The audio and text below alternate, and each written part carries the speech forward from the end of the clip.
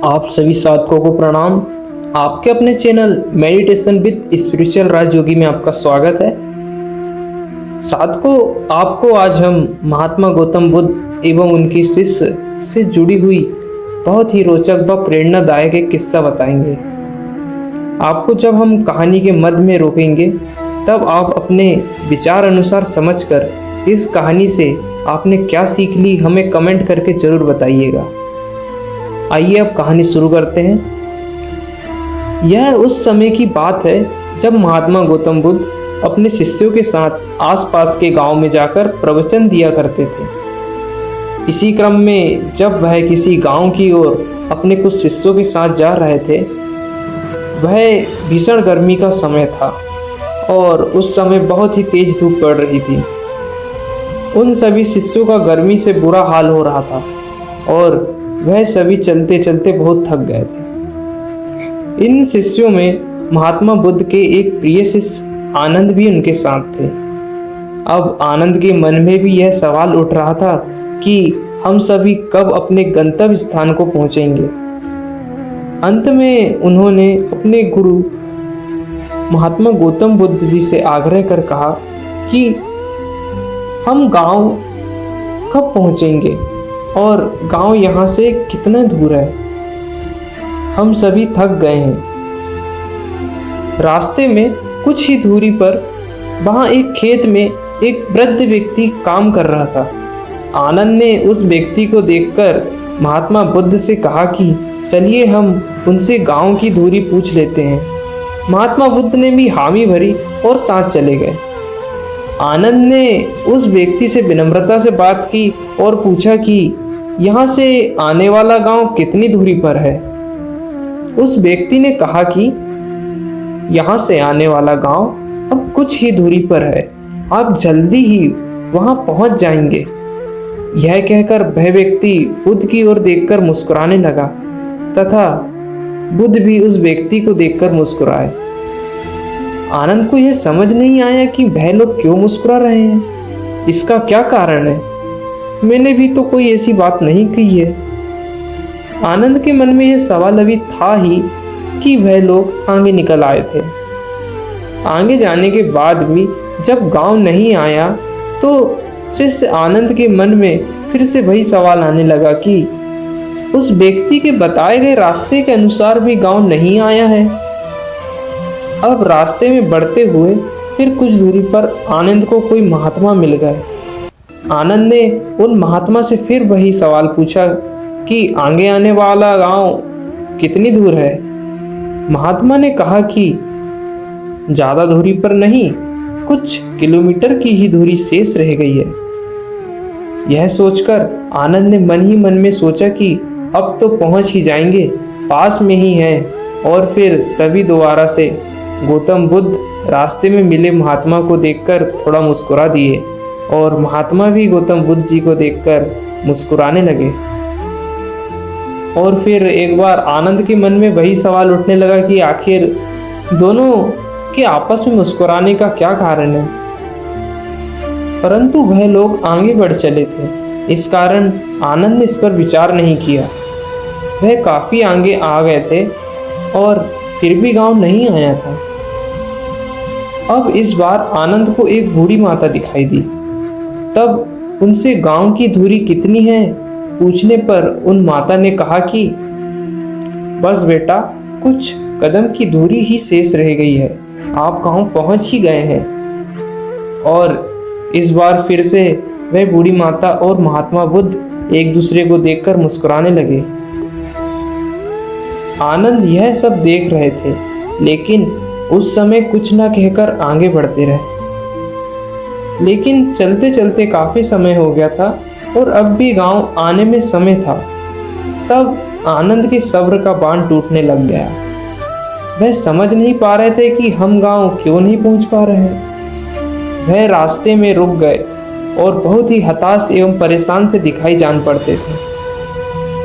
अंत में उन्होंने महात्मा बुद्ध से कहा कि वैसे तो आपने हमें कहा है कि बेकार के प्रश्न नहीं करना चाहिए, लेकिन एक प्रश्न मुझे बहुत देर से परेशान किए जा रहा है। कृपा करके आप मुझे उसका उत्तर दीजिए भगवान। तब बुद्ध ने कहा, पूछो आनंद, क्या पूछना चाहते हो? आनंद कहते हैं कि हम जिससे भी रास्ता पूछ रहे हैं वह हमें बस थोड़ी दूर है कहकर आगे बढ़ाया जा रहा है, और आप कभी उन्हें देखकर मुस्कुराते हैं तो वह कभी आपको देखकर मुस्कुरा देते हैं। इस बात को मुझे भली प्रकार से समझाइए और यह भी बतलाइए कि हम कहीं गलत रास्ते पर तो नहीं चल रहे, इसी कारण गांव नहीं आ रहा है और इतना अधिक समय हमें लग रहा है। महात्मा बुद्ध ने आनंद की बात सुनकर कहते हैं, आनंद, हम बिल्कुल सही रास्ते में जा रहा है और मैं पहले भी यह गांव जा चुका हूँ। इसकी दूरी भी मुझे भली प्रकार से ज्ञात है। यह लोग मुझे पहचानते हैं, इसलिए शायद मुझे देखकर मुस्कुरा रहे हो।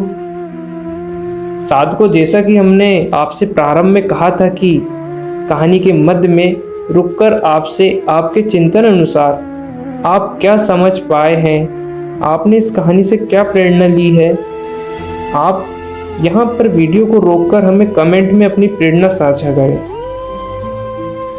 अब हम कहानी पर वापस लौटते हैं। कुछ समय पश्चात वह सभी अपने मुख्य गंतव्य उस गांव में पहुंच गए।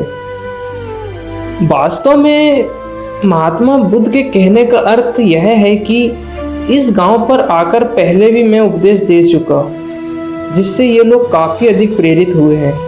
इसी कारण जब तुमने उन लोगों से मार्ग के विषय में पूछा तो उन्होंने तुम्हारे उत्साहवर्धन हेतु सकारात्मक वाक्य कहे, ताकि तुम हताश न होकर ऐसी विपरीत परिस्थिति में भी धैर्यपूर्वक आगे बढ़ सको।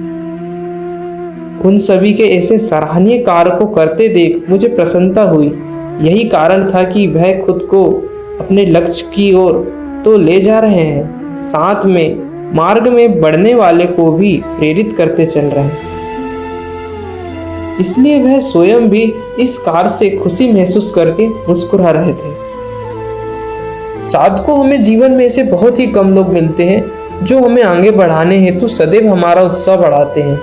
जीवन की हर परिस्थिति में वह हमें सकारात्मक सोच से भर देते हैं। साधकों, ऐसे ही मौके हमारे जीवन में भी आते हैं जब हमें कुछ सकारात्मक लोग प्रेरित करते हैं, किंतु यह हमारे ऊपर निर्भर करता है कि हम उस मौके को कैसे भुनाते हैं। हमें अपने लक्ष्य की ओर बढ़ते समय धूप छांव, सुख दुख, लाभ हानि, जीवन में चाहे जैसी भी परिस्थितियां क्यों ना आए, हमें अडिग रहकर लक्ष्य प्राप्ति तक रुकना नहीं चाहिए। आपको यह स्वयं सुनिश्चित करना है कि आपके लिए कौन सकारात्मक सोच रखता है। हमारा उद्देश्य भी केवल आपको उस परम सत्य, परम शांति की ओर बढ़ाना ही है।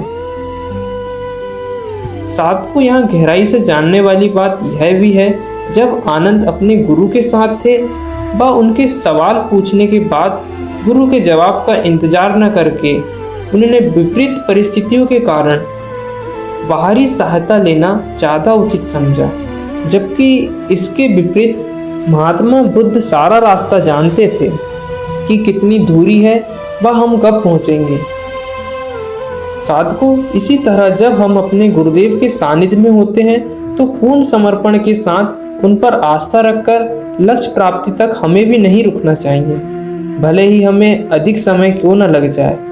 यदि आपने सही गुरु का चुनाव किया है तो आप निश्चित ही अपने लक्ष्य को प्राप्त करेंगे। हमसे जुड़े हुए भी कुछ ऐसे साधक हैं जो निरंतरता के शांत ध्यान अभ्यास बीच में नहीं जुड़े रह पाते। वह 1 महीने ध्यान सीखते हैं और फिर स्किप कर देते हैं, जबकि गुरुजी ने स्वयं आश्वासन देते हुए कहा है कि जो साधक साधिका 3 महीने पूरे नियम के साथ अभ्यास करेंगे वह भीतर कनेक्ट जरूर हो जाएंगे और आगे की अवधि में क्रमशः ध्यान व समाधि की ओर बढ़ेंगे। इसके बाद भी साधकों में उत्साह कुछ महीने ही दिखाई पड़ता है। उन्हें मन में ये भ्रम हो जाता है कि शायद यहाँ कुछ हो ही नहीं रहा, किंतु आपको समझने वाली बात यह भी है, जैसे एक मजबूत बिल्डिंग निर्माण में के लिए एक मजबूत नींव की होना आवश्यक है, उसी तरह हमें ध्यान में आगे बढ़ने के लिए हमारी बैठक का परिपक्व होना भी अत्यंत आवश्यक है।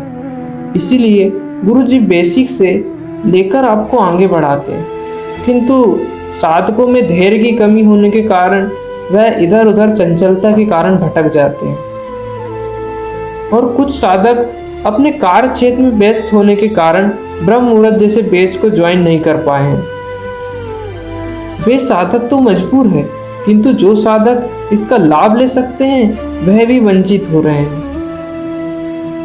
आप सोचिए, जब गौतम बुद्ध थे उस समय ऐसी कोई सुविधा उपलब्ध नहीं थी।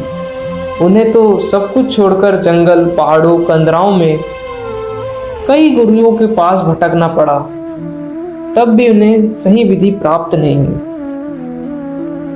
आज के युग में इतनी अधिक विधि हमें सुगमता से प्राप्त है, जिसमें से भी सही विधि का चयन अनुभवी मार्गदर्शक से प्राप्त करना चाहिए।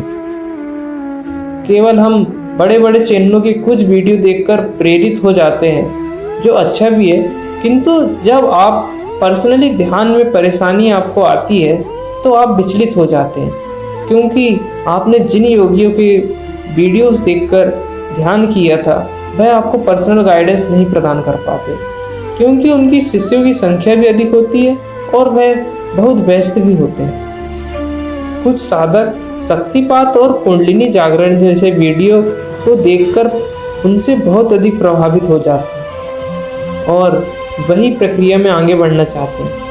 मैं स्वयं भी शुरुआत में यही समझता था, किंतु इन सभी बातों से जरूरी है ध्यान का घटित होना, क्योंकि जब ध्यान घटित होगा तो स्वयं कुंडलिनी भी जागृत हो जाएगी। आप सोचें, क्यों गौतम बुद्ध ने कुंडलिनी की बात नहीं कही? क्योंकि वह सोचते थे कि साधक कहीं मार्ग से ना भटक जाए। और रही शक्तिपात की बात, तो एक श्रेष्ठ गुरु बिना दिखलाए बताए हुए आपका कल्याण कर देते हैं, जो आप समझ नहीं सकते।